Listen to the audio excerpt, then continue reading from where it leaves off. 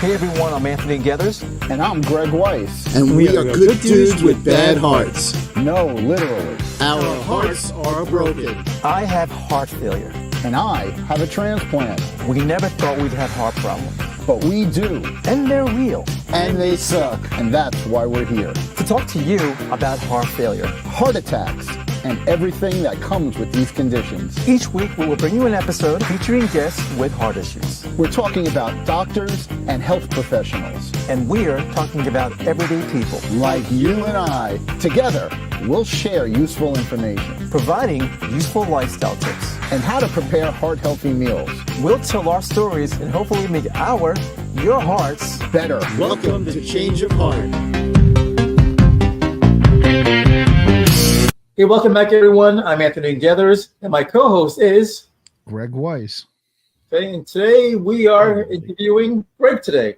So, Gregg, we're going to go into your history because if it wasn't for Gregg, we would not be doing this show right now. So, Gregg, let's go back into your history. Let's jump right in. Where did heart failure start? This week makes 19 years ago that I had my first heart failure. And didn't really know I had symptoms, thought I had the flu.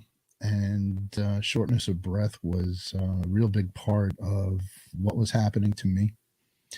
And I was playing in a band and had two shows in one day, and one was a private party up in on top of a mountain at kind of like an estate.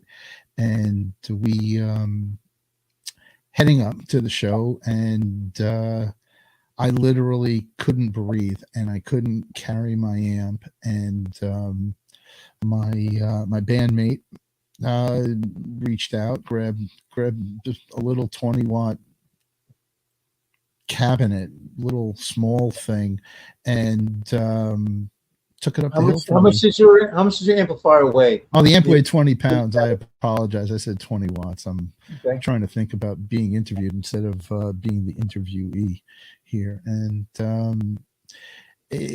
amp weighed about 20 pounds and carried 200 watts. But was the guitar player?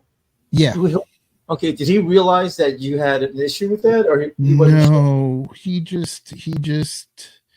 just thought I wasn't well enough to just, how do I say it the right way or wrong way?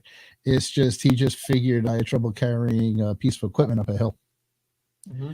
Not that I was sick or I was in heart failure, or I had been having heartburn mostly, and not understanding that that's one of the primary symptoms of having heart failure is an extreme heartburn. And it would come and it would go, and it was periodically getting worse than it was. And I went and played the show. We played 3 sets in the sun. It was a great day, but I'm still short of breath, and it's not panicking, but it's really concerning because I don't feel myself getting better. And so while you were playing, let me say this, while you were playing, did you feel it while you were playing, or did the music I'm going to say I did. I'm going to tell you I did. And it would get to a point where, as a bass player, and we talk all the time about playing bass, that it was, you could take a pause. You can let someone else take a solo, play some rhythm, sing a vocal. And in my case, it was heartburn, panic, paralysis. And I physically couldn't breathe. I'm remembering it all now as if it were yesterday. And the only way to describe it is it was self-hurtful. That I didn't reach out. I didn't say I had a problem. I didn't say I was having a heart attack. I didn't think I was having a heart attack. And yet I was in an extreme heart failure. And went on, played 3 sets from like 2 to 5 p.m. And then we played another show from 8 to 11 p.m. And all I kept thinking about was, am I going to make it through this, that I can breathe, play, and don't die on stage? And it's kind of like a real concern, because there are many musicians out there that literally just die on stage. Okay, now you mentioned that you played two shows. Mhm. So you had a one that we said was earlier in the day, Mm-hmm. and then the other one that was in the latter part of the evening. Mm-hmm. What was going on in between your shows? How were you Trying to feeling at sleep that in my point in car, actually. time? Okay. Just But how were trying you? to. But even when you were sleeping in your car, were you uncomfortable or were you? Yeah. Oh, of course. Oh, of course. I mean, literally heartburn that is paralyzing. Literally, I don't know if I felt chest pumping, but I just felt the fact that I was like drowning in whatever it is I was, and all I wanted to do was be relaxed and calm. And that didn't necessarily happen at all. It was just, I have an obligation to play. I have an obligation to be here, and I got to fulfill this obligation. And that's just the way it was proceeding. I mean, I had a great time playing. I had a great time being with my friends. I had a great time jamming on stage, and I'm ripping my bass. And that was like on a Saturday, and then Monday morning, felt like I had the flu. Went to ER down the street, and then you know I get the news that I'm really sick, and that I have an appointment with a cardiologist in 15 minutes, 3 miles down the road. Wow. And that's when he explained to me that I was in pretty much an extreme heart failure. I'm gonna go get these pills. It's gonna mellow me out. It's gonna stop the anxiety that I'm feeling, and that on Tuesday morning I'm gonna have a catheterization. And that was literally, because I can remember the date of when I had to go in, was going to be October. It was actually October 1st in 1994, to be Whoa. exact. Was my heart failure. And I was scheduled, and I had to cross state lines. It was down in New Jersey, and what I didn't know was that my catheterization surgeon was actually a family friend that I'd actually played golf with before, and at that time he was actually the cardiologist for the New York Giants. Oh, nice. So I felt very relaxed at Okay. that procedure. And it was literally 19 years ago to the week that Okay. that I had my first heart failure. Wow. So, Let me ask you this: was there any point in time? Because obviously you mentioned that Saturday you had the gigs, and then Sunday you had that full day where you still had the process where you were kind of like feeling sick. You go in on Monday, you think you had the flu, but you find out that you're not in like good shape per se. So, was there ever a point in time where you thought that you might die? oh yeah, Okay. it isn't so much that thinking that I was gonna pass right there, but the probability of feeling better was about zero. Wow. And literally, it was just lying on the couch. Literally, it was just figuring out how I was going to change my situation and get better. Was that on your on the Sunday before Yeah, you went there on the Monday? So, yeah, so Sunday you're lying there and you're yeah. just contemplating, how do I take care of this problem? How do I take care of this problem? And in hindsight, I probably should have just gone to an ER. But I had always been self-resourceful. I'd always been Kind of like self-confident. me. Well, it Just it's hard to. This is how we're programmed and conditioned to not deal with things sometimes, and you have to take a second look at things, because uh, something I had heard way later on was, don't believe everything you believe. And I know that I spent the first 40 years of my life believing everything I believed. And the issue became that now that you're sick, now that I didn't even know what was wrong with me, but I knew something was wrong. I didn't have the excessive fluid buildup. I didn't have the general heart attack terms because I didn't really have a heart attack. I really had a heart failure as far as I was concerned after seeing the doctor and scheduling my catheterization. So this is literally 19 years ago to the week that I got my first catheterization, and that experience was more eye-opening than I thought it would be. Okay. I don't know. I didn't know what a catheterization was. I didn't know. This is what I want you to do. Explain to viewers who are watching this what a cardiac catheterization is. Oh boy. Well, it's a common procedure. It's a test, an invasive test, where a surgeon makes an incision in the lower part of your private region and inserts wires, and they are literally checking the status of your heart, your arteries, your veins, and they can give you a diagnosis exactly of the state of your heart and the state of your physical condition.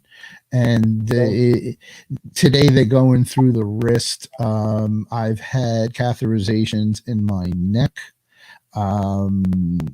which will eventually lead up to talking about those two. But this was the first one, and the story goes that had to get up at 6 a.m. had a literally get driven. I could have drove, but this is it becomes an issue bigger than you with your family. So sure. I got driven down to the hospital and all prepped up, and you get your jitters and you get nervous, and it's just like you're going on stage, except this time you're having surgery. Sure. And the place I was at still considered one of the top places in the region country for catheterizations, for surgery, for all kinds of medical needs. And one of the things we talk about on the show is we're not naming names. We can't. It doesn't serve anybody any purpose. Good news, bad news, whatever. Can you interrupt me for a second? Yeah. Question. How long, what's the prep time for the catheterization? It was probably about 2 hours that Okay. you get and now in that 2 hour period, what do they do in that 2 hour period? From what I remember is the first thing you get's an IV. They want to see where you're at, unmedicated, untreated, and they want to see your pulse, your vital signs, your oxygen, and they want to see that probably in hindsight, for a solid hour, so that they can get some real data on what they're going to look for when they go in you.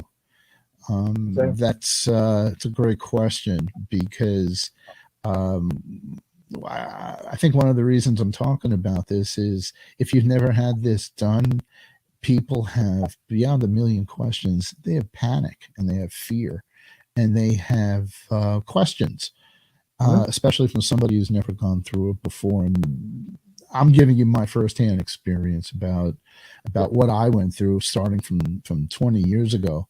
And I had a more modern version of it. Mine was you were catheterized? Yes, catheterized. Yep. Oh, good. Okay. Yep. So let me continue on. You had it from the private parts, and I had it from the wrist. So, this is what I'm saying. So basically, I didn't know what all the points were, but eventually, after you're monitored, they got the place I was at. They basically come in and give you sedation for the examination, and you're on a gurney, and they wheel me into a hallway. And the only way I'm going to explain my experience, I'm sure it's different from everybody else, or maybe you were there when I was there.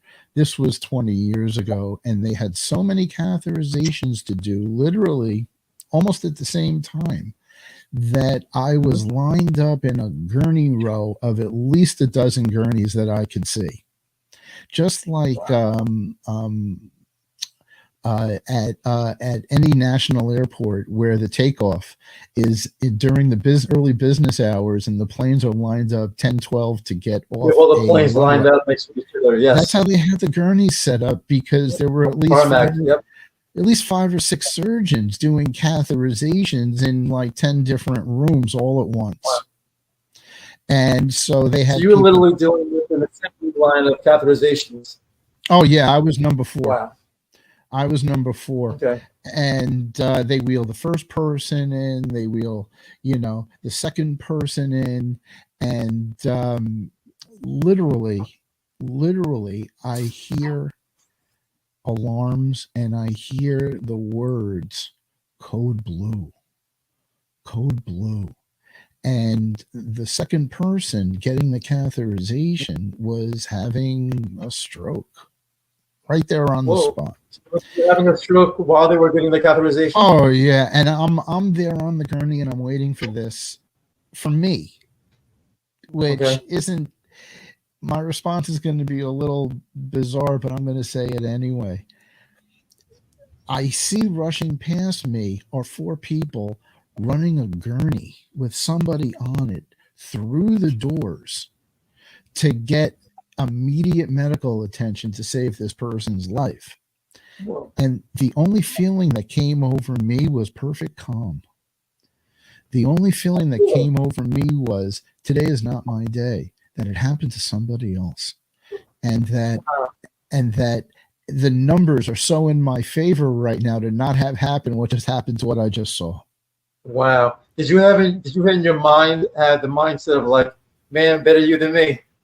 In a bizarre sense, if it was going to be a percentage and a number, that it did happen to somebody else. And I don't know if that sounds selfish or greedy or disrespectful. No, that's good. I would be the same way. But it brought me a sense of relief in my own condition, because I didn't feel like I was going to perish that day or the day before or leading up to it. But I knew. Yes. It was a sigh of relief, and being second, 2 people left to go. They wheeled in the third person, wheeled in me, and I'm about to get catheterized.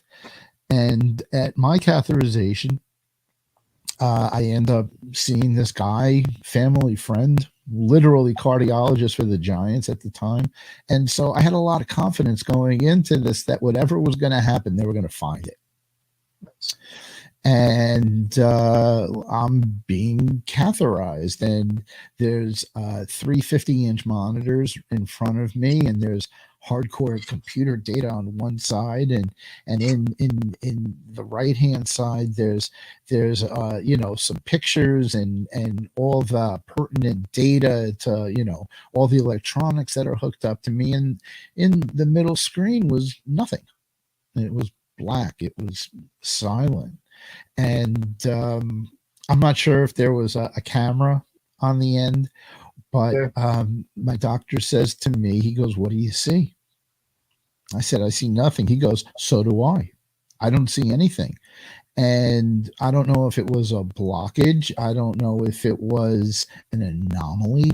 I don't know what it was, but he decided to put stents in me at that time.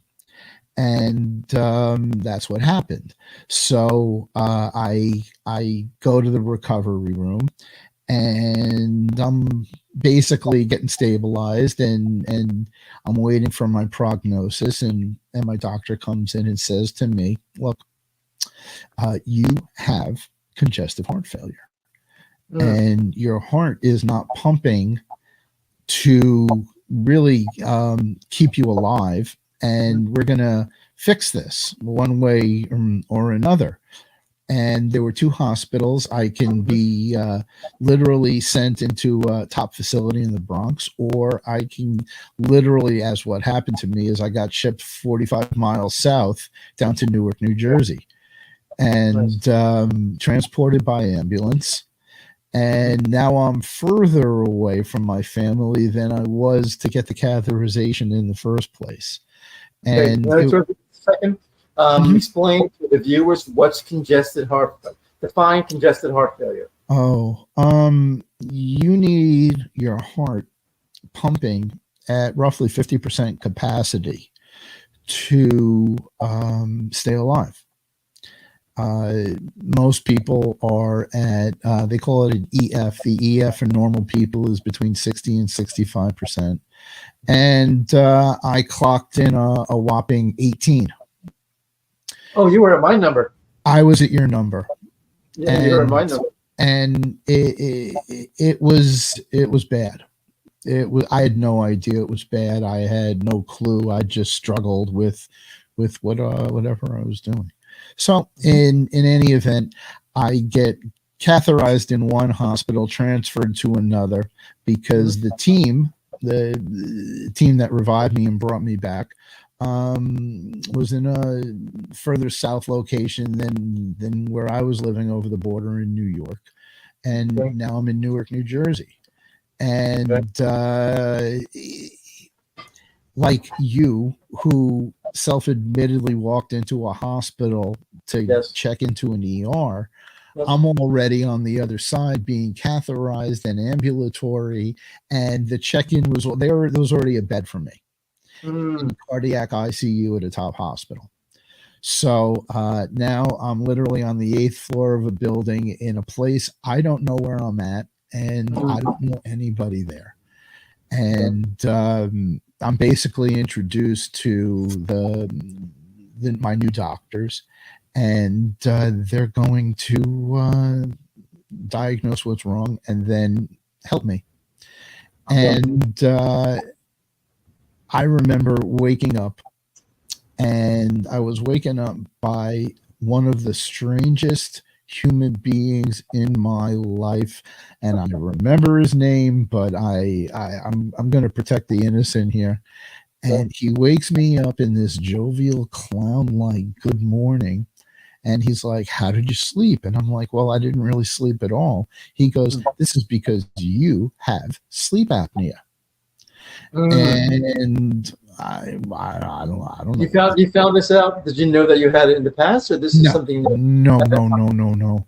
As a matter of fact, it was one of the symptoms of my heart failure was the fact that I had sleep apnea. And my sleep apnea was so bad that he said to me that the nurses were betting on how many seconds over 2 minutes I was holding my breath when I was sleeping. Oh shit, dude, that's crazy. And the winning answer. You were practicing for the swim team, for the USA swim team, for the Olympics. What I was told was that I was able to hold my breath better than a scuba diver for literally, I was at 2 minutes and 24 seconds. That was the magic number that the nurses were betting on. And whether I would be more or less was what was happening. And I had no idea. I mean, I couldn't hold my breath for 2 minutes if you clocked me right now, let alone conscious. But what I learned is that eventually you get so tired, you have to pass out. You just can't stay awake. And that was my sleep apnea issue. And so I literally, and this is going to sound very strange, but they gave me a sleep test in the hospital. Okay.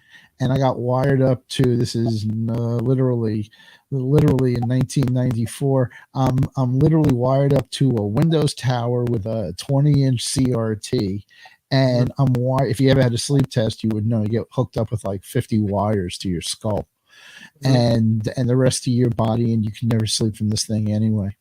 Well, in the middle of my sleep test, I ended up jerking out the power wire to the computer. Whoa.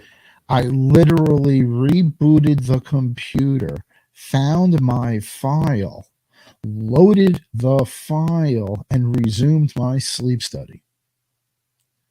Which, I'm a Mac user. I'm I'm a Power PC guy. But this is what you did yourself? You were doing this.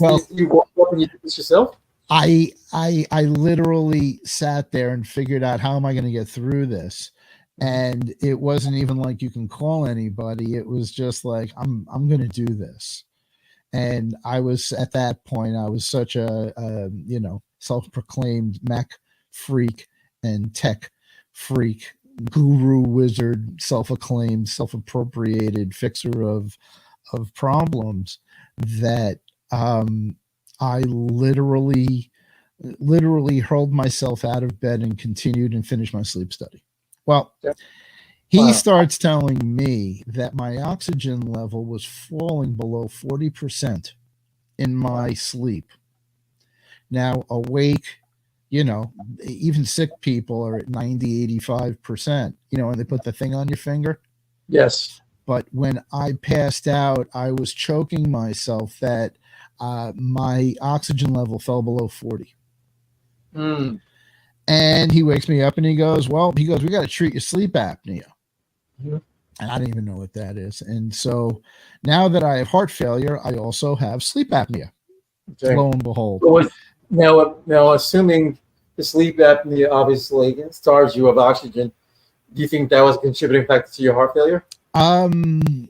I believe so. One of the answers that I was given was that a virus had attacked my heart, and that virus caused the congestive heart failure.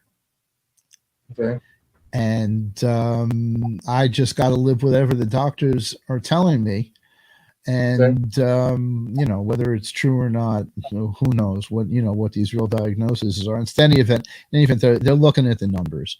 So my question to you is, before you continue, did they ever identify that particular virus? No. Like heart failure, they never did. No. So you just had the generic yes. virus. Absolutely. Wow, that must have you never had the you didn't think to yourself like, what the F is this virus all about? Like, what's the name of this virus? When you're lying there after the fact, no, you don't. Okay. No. So you're thinking more survival at that point. I'm assuming. Literally, it was staying alive and breathing. You're being force fed oxygen. They're telling me I'm going to have oxygen when I sleep, even after I get out of here and get set up on a CPAP. That I'm going to have supplemental oxygen to keep me alive. And that happened for about 4 years, 3-4 years. So 4 years having supplemental oxygen in my 4 sleep. years on a CPAP? No, I'm still on a CPAP. That's at least 19 years this week. Actually, I'm on a BiPAP, but that's another episode. But I literally had a machine that produces oxygen. It's called an oxygen concentrator. And I had to put about 2 liters of oxygen into my airstream with my CPAP in order to get supplemental sleep that any normal human being just breathes regular air. But that's down the road. My hospital stay in New Jersey lasted 10 days of tests and probing and being poked and prodded, and I got wheeled at least to 10 or 15 different rooms around. I'll say it is Newark Beth Israel Hospital down in Newark. They call it Newark. And the most amazing thing I would see, because I didn't know anybody. I didn't know the nurse pushing me around. I didn't know the doctors taking the tests. But what I saw that gave me so much hope is every room I went to, you'll always see this room dedicated by, this room sponsored by, equipment paid for. It was literally all the same name. It was literally Whitney Houston. And that Whitney Houston had donated millions and millions of dollars worth of equipment and building rooms and giving of herself to her community to make sure that thousands of people got great medical care, and because she was from East Orange. And then the other name that was probably in 2 out of the every 10 rooms I got wheeled into was Luther Vandross. And being a bass Okay. player, you and I are both major Marcus Miller fans, and That's right. that Marcus was Luther's producer, but to see that kind of outpouring of their resources into their community, it gave me a sense. For the first 10 years, I was telling people Whitney Houston saved my life. So Because now she that did. you were comfortable, with the fact that they contribute to communities, which means that they obviously were a good hospital. So was there any surgery involved after that? Say that again. What was the last part? Was there any surgery involved? Oh yes. Did you get procedures done? I was gonna say at the end of the 10 days they had, because they don't tell you these things when you walk in the door, but I was getting slated for a defibrillator. Okay. And I had my doctor, it was literally the first defibrillator she ever inserted into a human being. And So your doctor was a virgin defibrillator surgeon? well, it was interesting because I mean she told me that, and I'm like, look, you just don't hesitate, just go for it. You know what I'm saying? If you hesitate, that didn't make you nervous at all. The fact that No. that was the first No. time ever installing a defibrillator in a human being. No. Really? Just you, No. man. No. I give you The a lot guy of credit. behind her was like the top guy in the region at installing these things, and a lot of these hospitals are teaching hospitals. So like you knew when you were in the hospital for a few days that when the team of like 12 people are surrounding the main guy and they're all getting their experience, this is what you have to go through. Sure. The only funny story I'm gonna tell you, because I'm definitely a little out there, is I had been given a book as a gift, and the book was written by Dave Navarro of the Chili Peppers. It was Navarro from Jane's Addiction, Red Hot Chili Peppers. Yep. Yes, and it was the book he had written, and the back cover of the book was the wedding picture of him and Carmen Electra. Oh wow! Okay. I don't know if you're Carmen Electra, and they had gotten I know married, that and the image of the back cover photo, I don't know if we'll edit in later, was them dead naked in a morgue on gurneys. And it's quite unique and interesting. And so the question I had given was, they said, we have to put you out for 10 minutes to install it and calibrate the device. And my question was, can you please take a picture if I flop like a fish? And they said, no, we're not going to do that. And I said, all right, whatever, I'll live with that. But that was, that's the sense of humor and outlook that I take going into this. I don't think you want the surgeon to, if they agree to it, I would think that you don't want the surgeon who's performing the procedure, you don't want him taking the picture. Well, no, I mean, regardless, but it was just the concept that if you're going to calibrate my defibrillator, I'm pretty sure I'm going to flop like a fish. I mean, that's what it's going to do to you if it goes off. So, at least I was unconscious, but I made it out of there and went home to recover and self-employed. Before we talk about going home, let's define what does a defibrillator actually do, because a lot of people are going to be watching this channel, not going to necessarily, if they have. You've heard the word, but what a defibrillator is if you've ever seen on TV, if somebody has a heart attack, they grab paddles and they put the paddles on your chest and then they go clear and they literally hit you. In my case, my defibrillator was 800 volts. And when they told me it was 800 volts, being a bass player, I go, how many amps? And they basically tell you. they can give you 1,000,000 volts, but it depends how many amps. And it's the amps that really the ones that carry the it's power. the amps that are going to get you. Right. And basically, they said enough to kickstart your heart.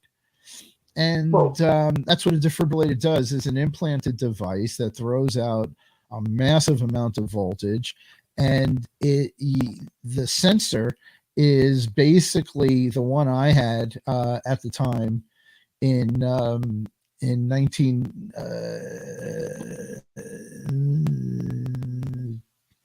2004. 2004, yeah, because it's 20 years ago. 2004, when I had this done, basically your probe is exactly like a meat thermometer. It's basically a needle with a sensor on the end.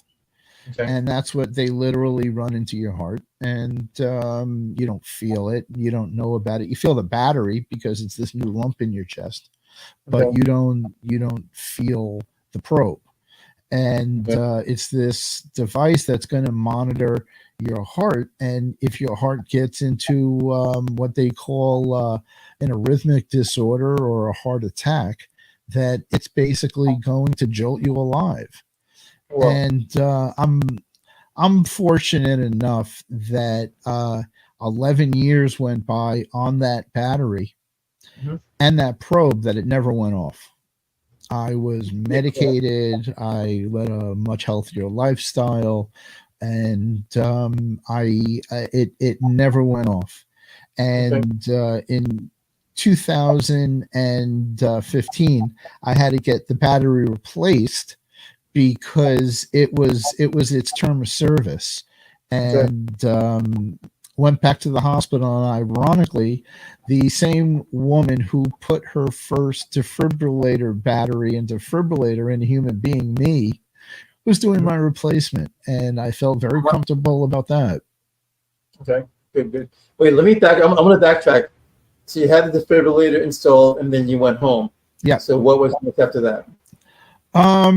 A lot of thank yous, a lot of being grateful, a lot of being over grateful that I got fixed. I have a second chance. I have a new lease on life, and that this is a the start of the second half of your life. And little did I know what was going to happen next, but just outside of my heart was figuring out I had to move. I had to find a new place to live. I had to reestablish what my work ethics are and how I was gonna use my computer skills to stay alive and be productive in order to keep this whole thing going, because I don't do manual labor. I wasn't doing manual labor.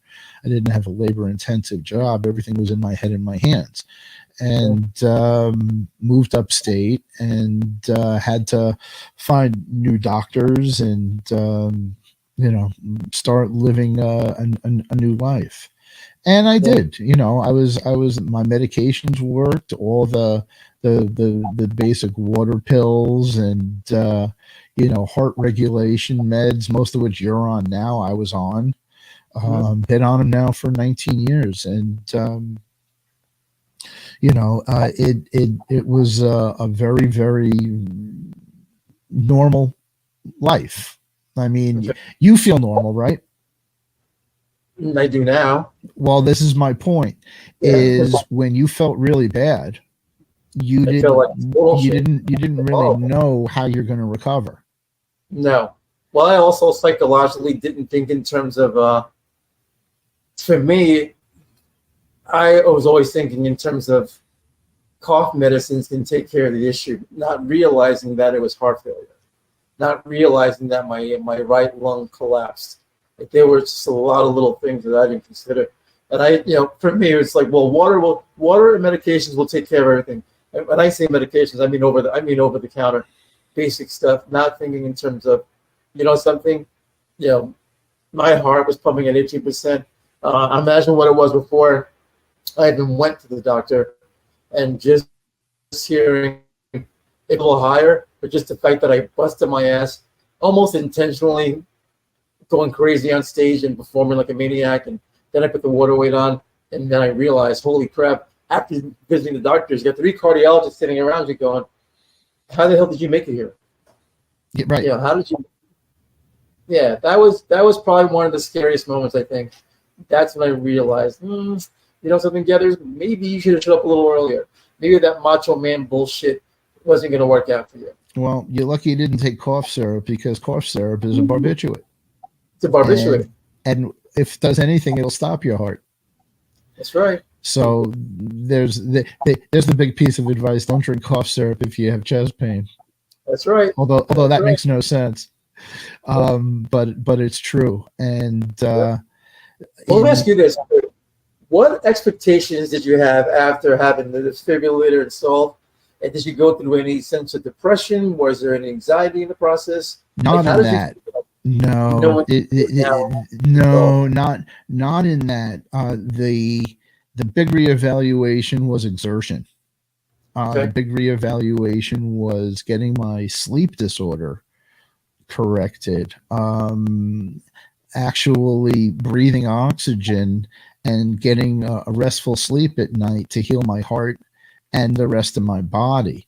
I was oxygen deprived long enough, and my blood restricted long enough that once I got better, it wasn't so much an exercise; it was just stabilizing everything. Got it. All right, so the process. When you say exertion, did they place limits 1/10 on of your how workout? Yeah, no gym, no hard walking. Mostly it was nutrition, eating right, and not stressing myself to a point that my heart was going to palpitate. Okay. That was your big awareness. The big awareness in having a defibrillator is the 180 number, which was your top pulse rate when you get your blood pressure done. That's what they're calibrating your defibrillator to. Okay. And the recall I'm having now is when they told me I needed to get a stress test. And I didn't want a stress test because I knew if they're going to push the limits of my heart, I know my heart can go to 220. Okay. You know, but I knew that if I crossed that 180 threshold, I was in the red zone of kicking off a defibrillator while I'm getting a stress test. What I did, because you know where I live now, I got a hill. I was walking up and down my hill. I'm getting ready for this treadmill. I'm doing 5 laps up and down, 10 trips every time I went out the house, and I am gonna beat this stress test. And I get to the stress test, and they get me on a treadmill, and they're like, your heart isn't pumping. Your heart isn't pumping enough. We have to do a nuclear stress test and give you a dye in order to see where your heart can go. And I'm like, I really don't want you to do that. And they're going, why? I said, because you're going to kick off my defibrillator. The last thing I want in a stress test. You were telling the doctors this. Oh yeah. Well, it was somebody I never knew. Little did I know that guy was actually leaving his practice after 15 years later that week. So what did he give a crap? Okay. He's just getting through another stress test. Okay, so the stress test, what does that consist of? When you're doing a stress test? Usually they wire you up and put you on a treadmill, and they want to see how hard your heart will pump. But you have to understand, and you understand now because you're on Carvavidol, you're on torsemide, you're on heart regulating medications, that the harder you can push, it isn't necessarily going to push your heart anywhere. I'm not going to go anywhere. Actually, to chime in on that, I was telling the doctor when I got back to the gym, I said to him, I was trying to push my heart rate past 120 beats per minute. And he said, you can try all you want. It's not going to go anywhere. No. And because of the medication. How do you pronounce it correctly? The Carvavidol? Well, the generic name is Plavix. There's Plavix, but you're not taking Plavix. Okay. You're taking the generic brand, which is the same medication. Sorry to tell everybody. But it's called Carvavidol. Yeah, no matter what happens, the heart rate's not Carvavidol, yes. Well, it's that makes it so that my heart rate is not going anywhere past that. it's essentially a restrictive medication for your heart to blow itself out. Long story short. And if I'm wrong, I don't know if you could sue me, but I did sign a disclaimer saying But I'm also, not a funnier about that, medical expert. it's so strange to think that the medication is that powerful that will limit your heart rate. Like you can't even go past a certain point. We have no idea, and that's why when people talk about really pain-killing medication, always listen to your doctor. Your doctor knows everything, especially if you say you don't think it's working. It's working, and they're trained. They're passionate about healing you, and don't ever think your doctors aren't, because when you have the least hope, these are people that have your back. And there's so much more to this story to tell that it's we haven't even gotten to the middle of the juicy stuff yet. No, we'll get there. And in 2015, I had my battery replaced, and in my case, my doctor decided not to change the wire, and I had my the battery flipped, and I'm just going to say this is in the LVAD. No, not the LVAD. This is still the pacemaker. I had a defibrillator, and I'm 99% sure it wasn't a combination pacemaker, because nobody ever said to me my pacemaker was doing anything. Just I had a defibrillator, and technology changed over time. Okay. When they replaced it, my battery, it was still just a battery, but in 2017, up until from I'm going to say 2008 till about 2015, 2017, I didn't have insurance, and I was seeing a place locally when I had it, and they kept me on because they had my records as long as I kept paying, and I was getting bumped from my medical group. Right. I had a cardiologist that left the practice, and no one told anybody. And when my prescriptions ran out, they thought I was just seeing a doctor to get pills, that I wasn't seeing for regular checkups. And when I informed them that didn't your doctor quit, and I didn't know. And the doctor they assigned me was see if two things working. Yeah. Okay. What? Okay. I thought you were asking me. Yeah, two things working good. Yeah, two things working against you. Oh, yeah. So you lost your doctor. I had more than two things working against me. But yeah, yep. We'll go. I'm just doing the obvious. So you lost your doctor. Your Yeah. doctor quit, and then you didn't have insurance. So what the hell was going through your mind at the time? I was dead. I was dead as a doornail. I wasn't going to get any help. I wasn't going to get any kind of relief from this situation. And I'm not going to get real heavy and technical about it, but in New York State, it was like in 2011, finally, they had put federal health care on the issue, and they removed cross states service from insurance companies covering you. So all that time I was getting treated in New Jersey, and New York was covering all my insurance needs. And New York State had to take over my medical plan. It wasn't just me. It was 1.5 million New Yorkers also lost their health plans. And, you can raise your fist and cry blame to whoever. But long story short was I was able to keep seeing doctors I was seeing. And by the time that it had all caught up to me, I had my surgery, and I'm going to skip the whole story about the insurance side of getting my battery replaced. But in 2016, I basically been self-employed, and I needed a supplemental income, and I took a part-time job merchandising in the food industry. And literally, I was able to get insurance coverage from New York State, and I had previously taken tests for which I had to pay full amount for, and that was when the doctor dropped me because he thought I was only seeing the practice in order to get water pills and Carvavidol. Okay. For whatever reason, the doctor's appointments, were the last thing on my mind, as long as I was getting my pills and keeping my, my balance in check. So He dropped you intentionally for that reason?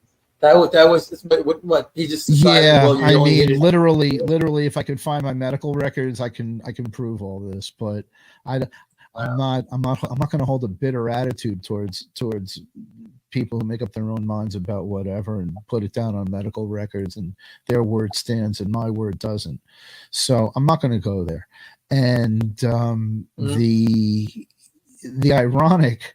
Here's the story: is I end up getting a check on my defibrillator, and this guy comes in, and I'm paying him full price to check out the validity and condition of my defibrillator. And the results were, hey man, you're great. Everything's in check. Your battery is full. Your probe is in check. Everything's working great. Okay. Now I'm dropped from the practice, and I actually get insurance coverage. I'm not going to say who it is, but it's just the greatest company ever. And they've been so good to me, saving my life, that for the tens and hundreds of thousands of people they help, I hope they get the same treatment I did. In any event, I find out after I get insurance that I'm able to go, 2 miles up the road and get to the best practice in the area with the top doctors in the region. And I'm going, wait, I went from having nothing to now having access to these real doctors. So I make my appointment. I go find the new cardiologist. He says, okay, well, we're going to check you out. And I go for my appointment, and who walks in is the guy I paid full price to 3 weeks ago to take the tests that I just paid for. And now my insurance wasn't that the same guy? Same guy. That the same guy who dropped you? Same guy. Wow. Because the machine he runs is only authorized by certain techs. Whoa, And so he's the operator. The guy comes in, and I get my results, and they're the exact opposite of what I got from the same guy 2 weeks ago. Whoa. But here's what he says to me. He says, your defibrillator has no power left. What? Oh yeah, it's done.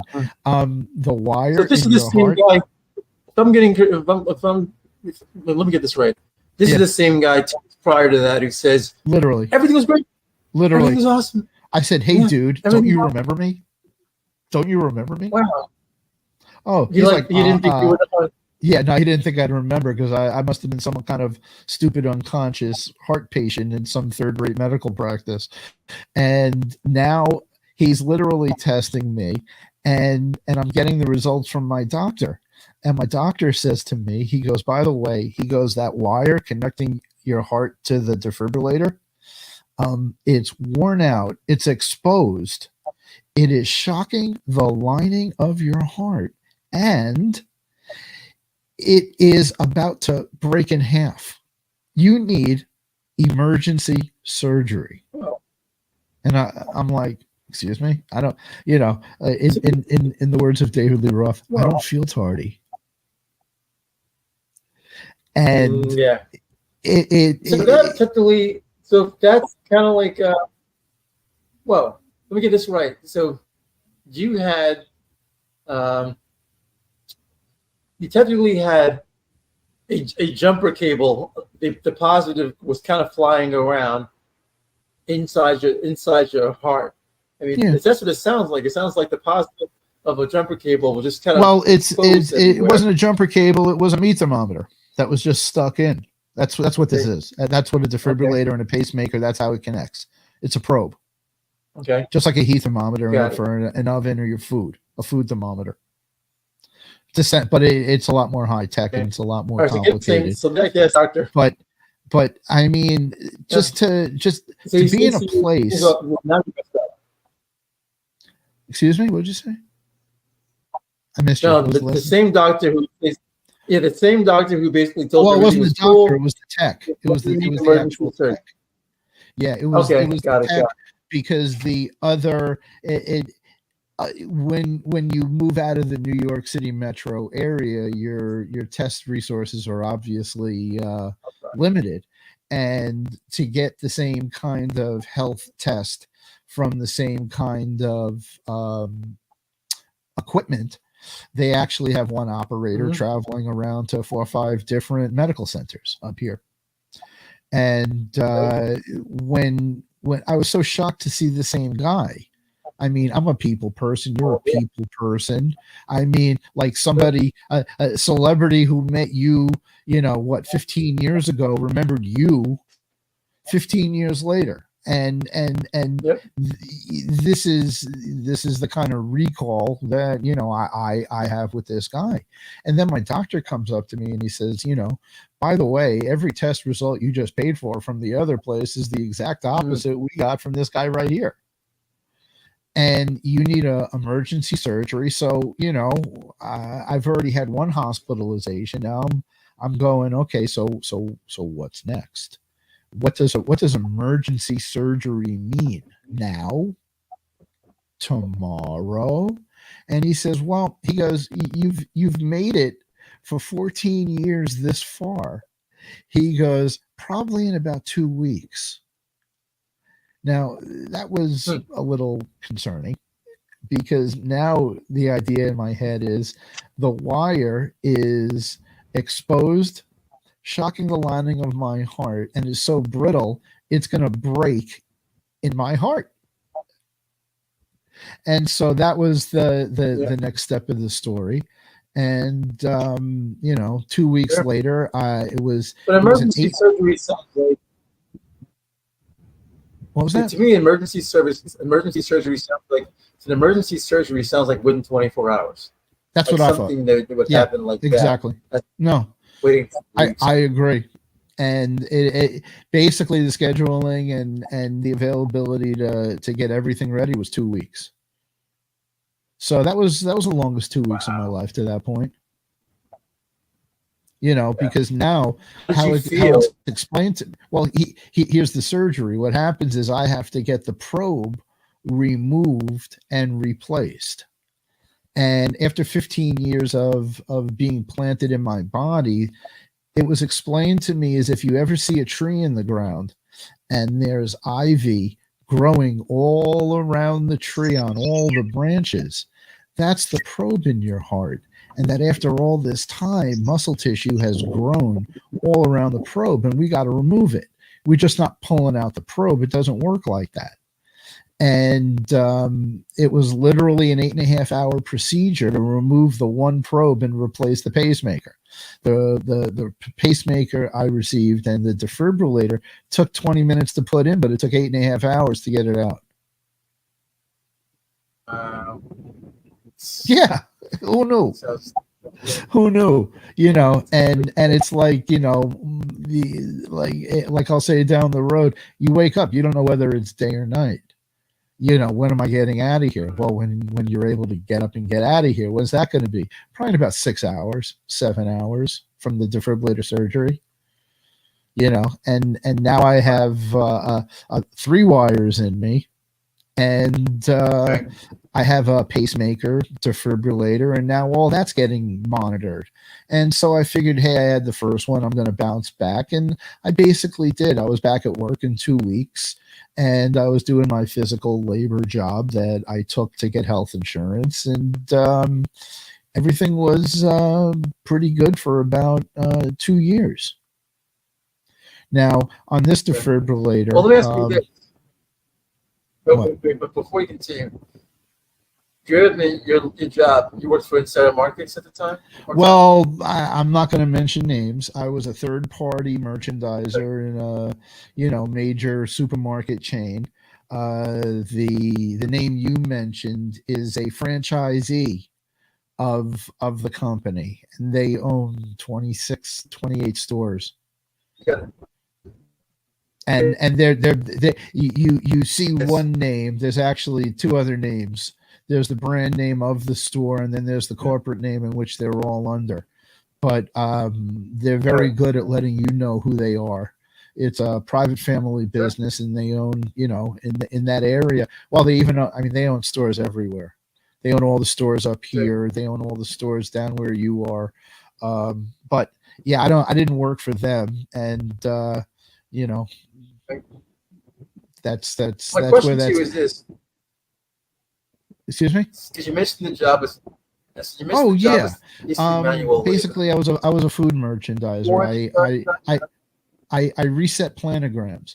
So to give you You have heart, what's that? you had no concerns about your heart. You said there weren't any concerns about your heart. No, I mean, work- no, work- I felt physically able. The one thing I was real concerned about was a rotator cuff in my right shoulder, because it was the one thing I knew everybody eventually had a problem with. Just to give you a fast job description, if you walk into any supermarket and you walk into the peanut butter and jelly aisle, there's going to be 4 feet of 8 feet of shelf space. There's going to be 7 shelves top to bottom of different heights and different stackings. And within it, you're going to have maybe, 200 different items, a couple brand names, couple varieties, couple different sizes. And I had to be on site at 8 a.m. I get my plan. Basically, you pull everything off the shelves, you clean the shelves, and then you restack everything in the new order they provide you. And, you see the insides of how a supermarket runs, for good or for bad. And that's the physical part. The physical part is shelf one. You never really go into shelf one except to grab something off the floor.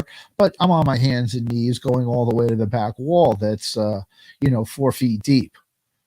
And that's the physical aspect. And at the same time, you're also on a ladder on the top shelf. And whether it's coffee, olive oil, or bread, or whatever it is your assignment. And a lot of times, third party people, not the stores, do this. And so I had done it for from 2016 till November 2019, and in 2017. How did you feel? Like no shortness of breath? You were breathing fine? No, I was on top of my game as much as it could be. Okay. My heart, my EF had improved. It doubled from 18 to 36%.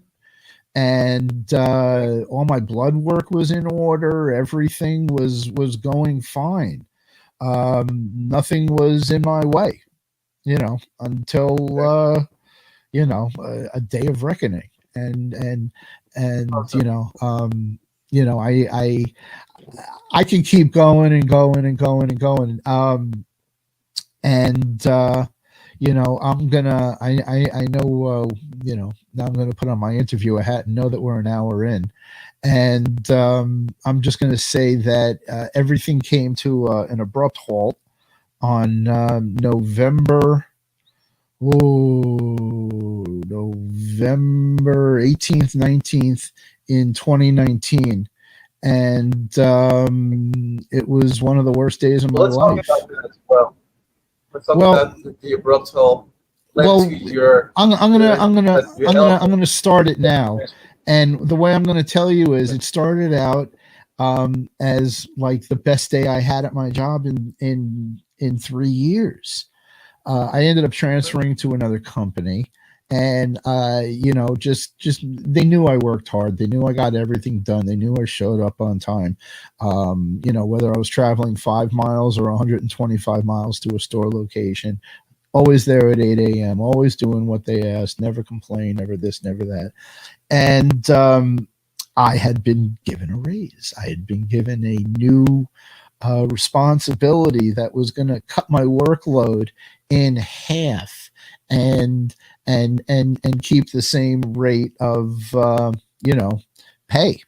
And it was a job promotion, and I felt really great. And at the end of that phone call, it all went downhill. Everything started over. The heart palpitations, the shortness of breath, the panic, and the fear that I hadn't felt in 15 years. It all started again. All I thought was, man, I just got to put some oxygen on and I'll be fine. And I had been off oxygen for 5 years already. And you had to be shitting bricks. No, nothing got better that day. I spent the next 2.5 hours with my man pride sitting on my couch, lying in bed, sucking air like I thought it was going to be the last breath I was going to take, or I was just going to pop back and just get on with my normal life again. And that didn't happen. And it's a I don't want to say it's where the real story starts in my heart failure, but it was certainly the continuation of my heart failure to if you see the logo behind me, the hill represents the change of heart. And where I was going is a real dark, desperate place. When I had received the news of my promotion, I didn't know I was having the first of 2 heart attacks in one day. And my defibrillator didn't go off. My safety net didn't shock me. And so I just thought I would eat some pills and recover. There was nothing at all? No, nothing. Nothing.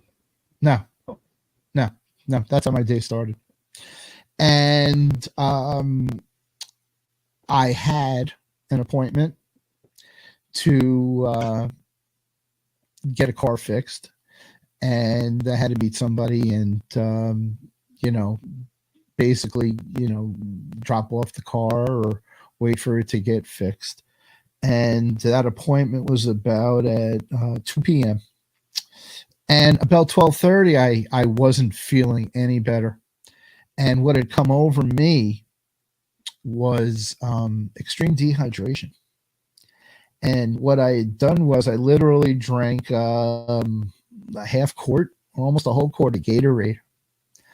And I figured, I'm going to be okay. I'm going to man through this. I'm going to get in my car. I'm going to drive over there and, handle what I got to handle as a man.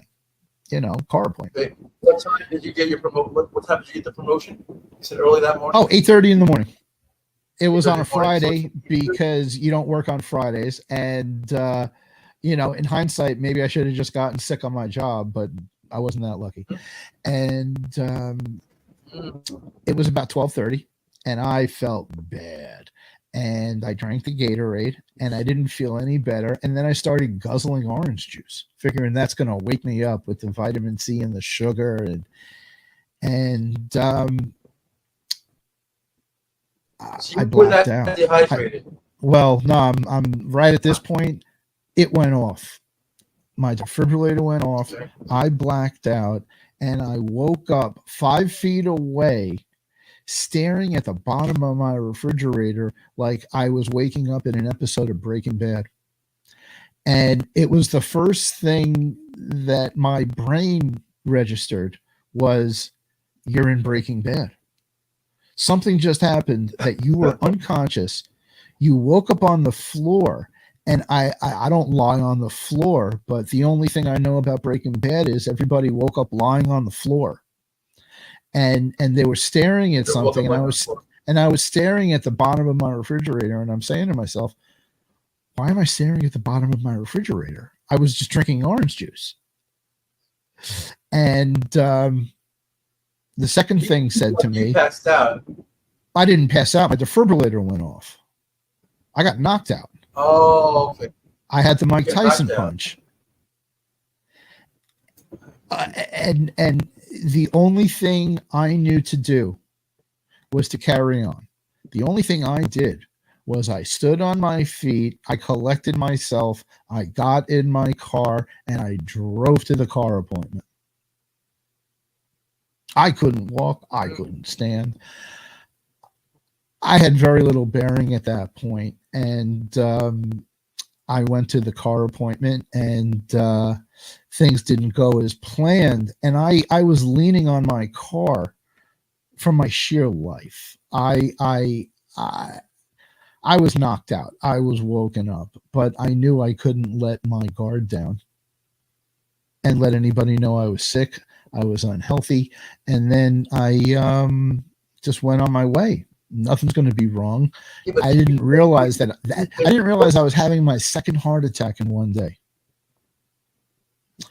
And I don't know if I should have started with this an hour ago, but this is where it all led to. And basically drove home and said to Susan that we got to go to urgent care. And that's the beginning of the next part of the story is getting to urgent care, having them tell me you have to go to the ER, which was literally a quarter mile across the street, and them telling Susan he has to go ambulatory.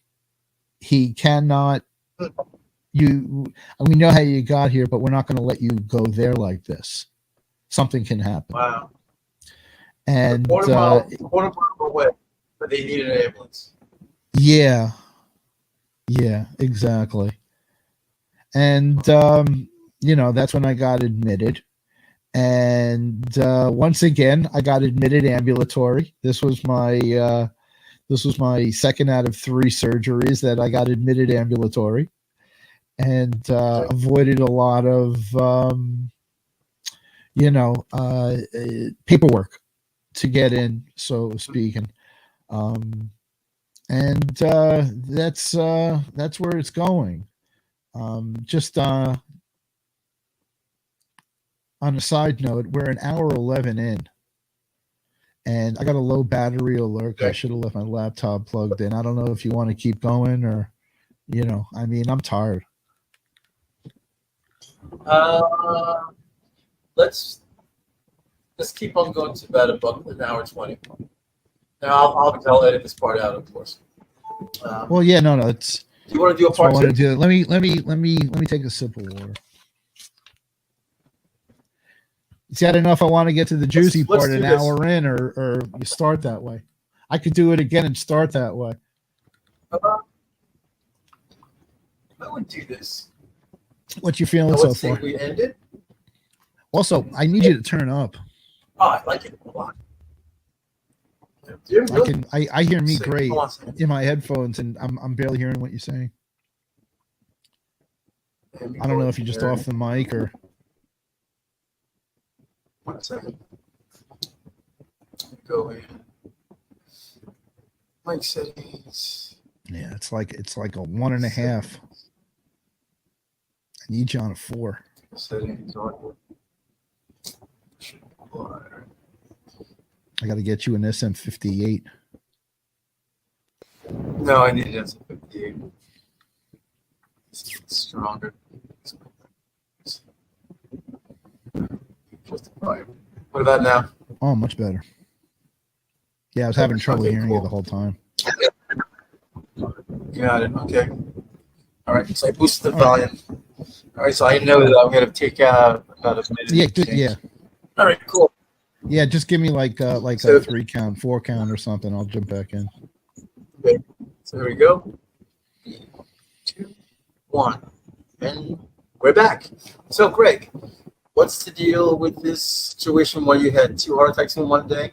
Explain that. That's the one thing. I had 2 heart attacks in one day, and how I found that out was I had been ambulatory admitted into the hospital, and they had called my team to let them know that I was now in the ER and going to be admitted into ICU.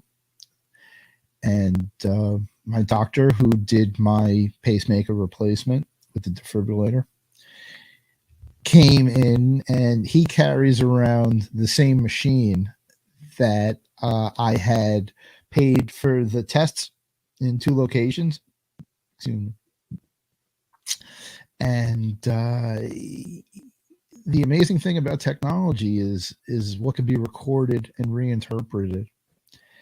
And he is scanning my history, which he knows most of. And he looks at me and he goes, "You had 2 heart attacks today."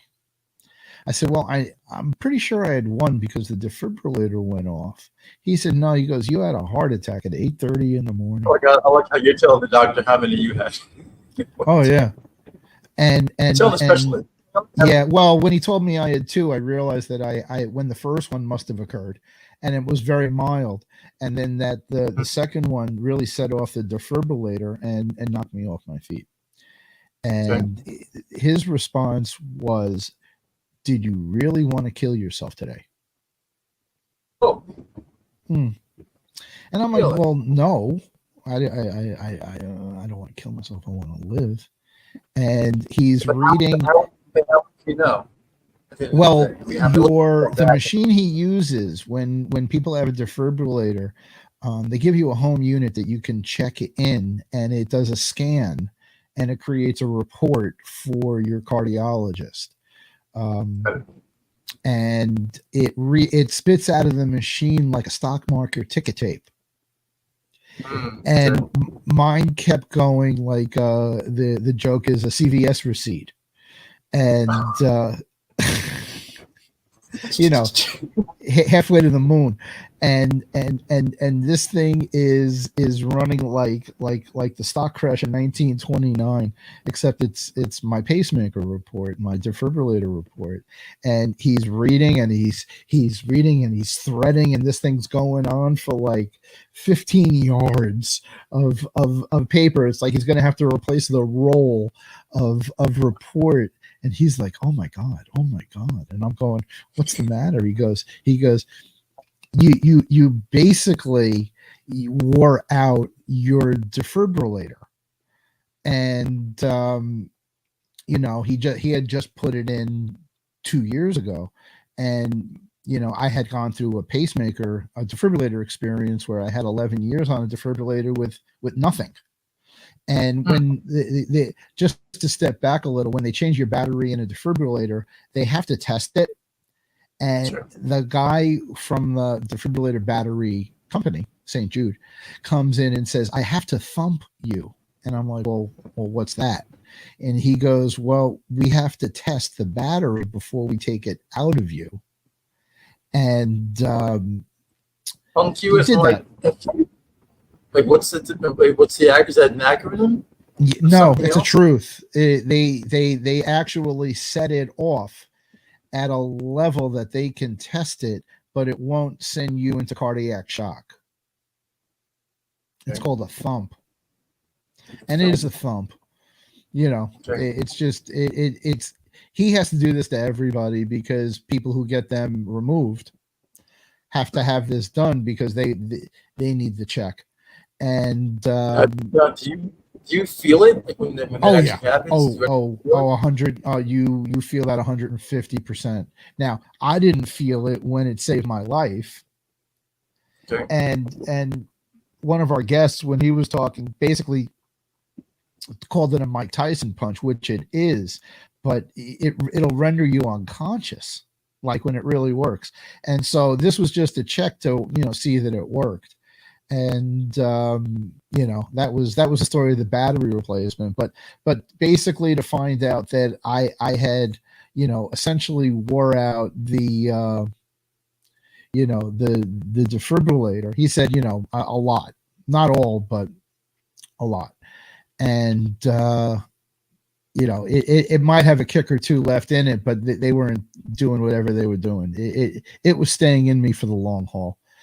And I was basically admitted and put into ICU and basically had emergency stent surgery. And what had happened was the stents that they put in me in 2004 clogged, and that clogged caused the heart attack.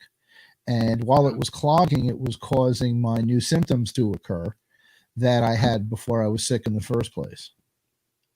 And that's how I got into the next round of the downhill of what was going to happen to me, because I had the stent surgery. When you have stent surgery, I didn't know they keep you awake for that, but they keep you awake for that.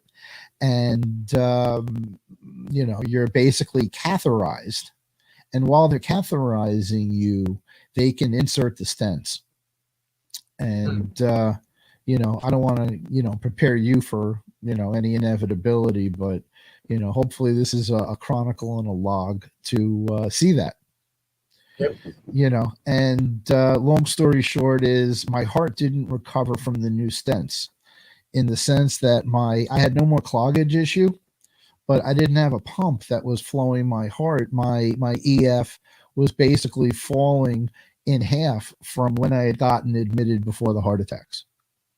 Okay, so you went from 18 to 36, built it up, and then like chutes and ladders, got knocked down the chute. Knocked it down again. So Yeah. literally it was back to 18 again. And this is the first half of my story. And I don't know if I ran long, but it's a long story, and there's a lot of detail. There's a lot of blood tests and tests along the way that I'm grateful to a more powerful being. I'm grateful for a lot of things. I'm grateful for my Susan, who's been there for me this whole time for the last 19 years. And the end of being grateful never ends. And when we pick this up again, we'll have a lot more stories, a lot more detail, a lot more interesting facts about my road of heart failure, and what it's taken me to get 3.5 years back out of a transplant. And when you talk about me being the reason for the show, I'm going to flip the table and say you're the reason for the show. Is it's literally been over a year since we hooked up after knowing each other in high school, and I had told you my story, and we're just two bass bashers kicking it around in different bands. And the funny thing about being bass players is that you yeah, there it is. The funny thing about being a bass player is you're friends with all these bass players, but you're always apart from each other. Guitar players get to hang out, they get to go jam with each other, but bass players are like solitary individuals. And whenever we hang out, we always have the best time. We have the best talks. Being friends with bass players is the greatest camaraderie in the world, because we all understand we're never going to see each other on the weekends. And never going to be both times. We're never going to share the same stage. Ever. We don't do that. Although I got a feeling you and I might, but to turn it around in the sense that the last thing when we started talking about a project was ever going to be heart failure. Yeah. And when we hooked up and you went to Europe and you came back, and unfortunately what happened to you happened to you, it changed the direction of our purpose. And, I'm going to say you changed this, because the last thing I ever wanted to do was considerably relive all the experiences I had to have a change of heart. In one respect, you want to tell your story, you want to get the word out, you want to explain to people who've never been through this before. When I was asked to speak to people who were going to be in my condition, talk about it. I want to get past these things. I want to live my life. I want to get back on track. I want to do things that I was doing before. And then you know, and the closer we became as friends, the more, you know, you decided, I decided, we decided to change the focus. Is that Zeus? Yes. This wants to play. And Okay, see. I wish my cat would jump on me. She's upstairs. And you know, it became something bigger than both of us. You know, even though the electric bass is one of the biggest things in our lives that we focus on, that we perform with, that it's our outer shell, it's our man pride. And to come up with the Change of Heart podcast really it brought me into a new purpose, and I'm going Yeah, to thank I you for feel that that. way. And you know, it's something we're going to continue. It's something that is never going to go away. It affects 30 million people in America right now. It kills close to 700,000 people a year. So heart disease is You the know, number one killer. And well, heart more disease is the number one killer globally. You know, and lo and behold, number 3 is preventable accidents.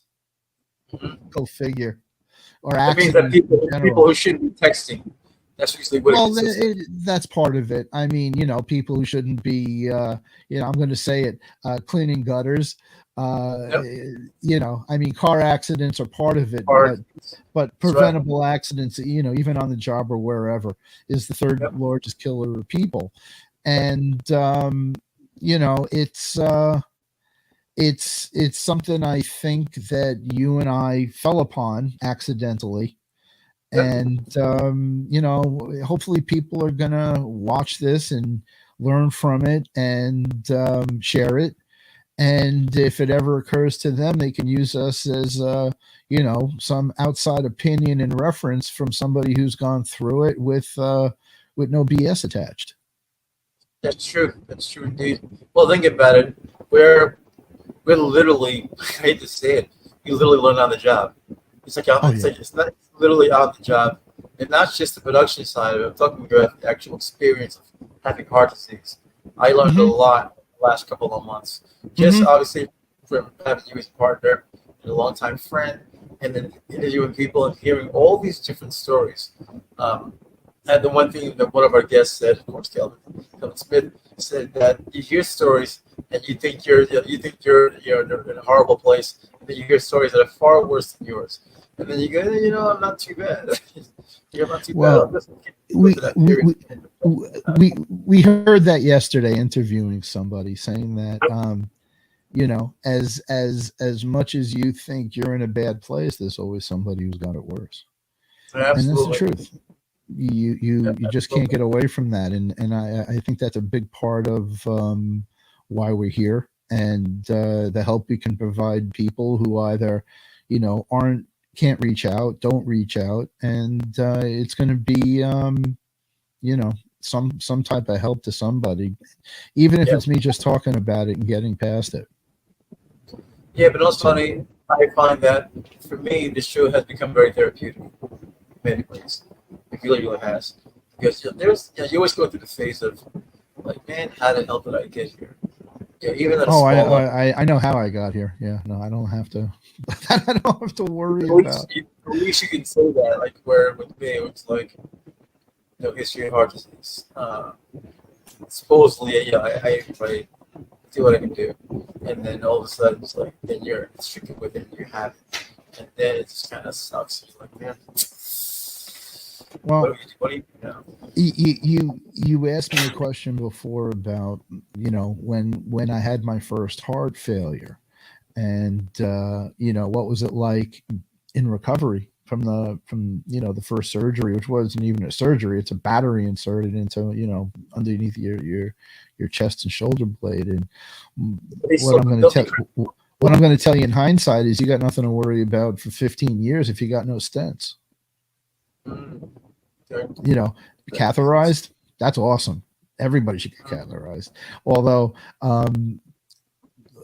the guy who put the supervisor who watched my first pacemaker go in said to me at a later time, he goes, the only time you should ever be catheterized is if they think you're going to die. And there's your food for thought. I mean, I'll tell you how many times I got catheterized after the transplant, and I'll put up that chart one day and the list of procedures I went through. But it's all good. But I'm going to save the rest of that Yes. for part 2. Part 2. Because That's right. if I start, I'll literally pass out talking. It's been a solid talk that I've never done before. So Well, I want this to thank isn't gonna be- everybody for course. during this part 1 of Change Our Heart podcast interview of Gregg Weiss, co-host, and if anything, it would lay down the experience of the cred that got us here to this point, and reach out to us. We're at changeofheartpodcast@gmail.com, changeofheartpodcast.com. We're setting up a website so you can interact with us and see other interviews. We're putting out some merchandise, and we like it. We're going to be wearing it. And look at the cat. Oh man, that's a mask and mantle if I ever saw one. So I'm gonna bid adieu at this point, and we'll pick this up very shortly, and we'll do part 2.